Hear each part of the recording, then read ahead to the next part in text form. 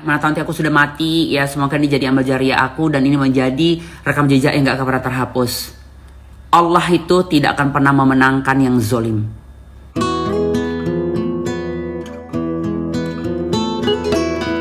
Yang perlu Eda tahu adalah Islam itu adalah agama rahmatan ilahi. Dan satu lagi yang harus mindset dirubah adalah perang Israel ini bukan perang agama sebenarnya, ya.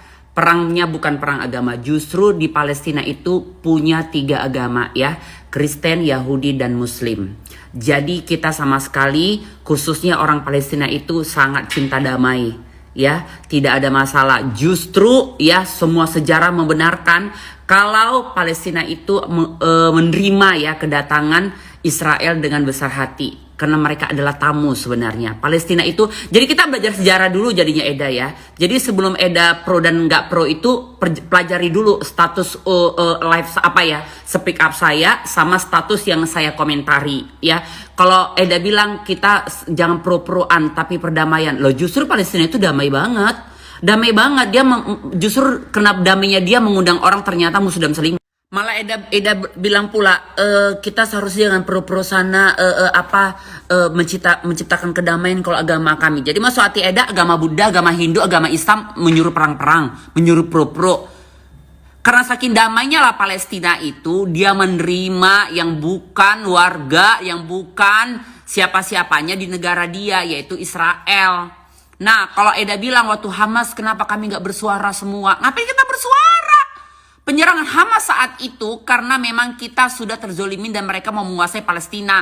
Makanya mereka mau menghancurkan Israel yang mana sudah nampak-nampak mau mengambil alih ataupun berkuasa di tanah orang lain. Jadi kita belajar sejarah dulu Eda. Palestina kapan terbentuknya, itu Israel kapan terbentuknya, kenapa mereka Hamas itu. Eda ngomong itu diperhatikan dulu apa yang saya speak up ya. Dan kenapa kita jadi sekarang ribut. Nah itu dari sejarahnya. Nah sekarang kita gini aja Eda. Ini pura-puranya aja lah ya. Pura-puranya. Hamas yang mati berapa? Waktu penyerangan Hamas itu berapa korban jiwa? Nah cocok gak sih? Setimpal gak sama yang sekarang dilakukan sama mereka? Nah ayo. Coba jawab. Tujuan mereka sampai menggempur kali Palestina itu tujuannya apa? Impang gak sama yang dilakukan Hamas? Cobalah jawab kau. Makanya kalau mindset kita menganggap bahwa ini perang agama, ya nggak akan sudah-sudahnya. Justru di Palestina sana itu Kristen, ya, Yahudi, ya, Islam itu hidup damai. Tapi Zionis dari bangsa Yahudi itu yang mau mempercayai turunnya Mesos itu ya, Sida Ajal itu di tanah Palestina itu, maka mereka kepengen menggempur. Di Al-Quran kami kan sudah dijabarkan jauh sebelum ini terjadi. Kami sudah mempelajarin itu Eda. Bukan kami meramal. Baru gini aja. Supaya kalian merasa bahwa gini aja. Bisa kalian merasa aku sok tahu ataupun Islam itu sok terzolimin gini aja.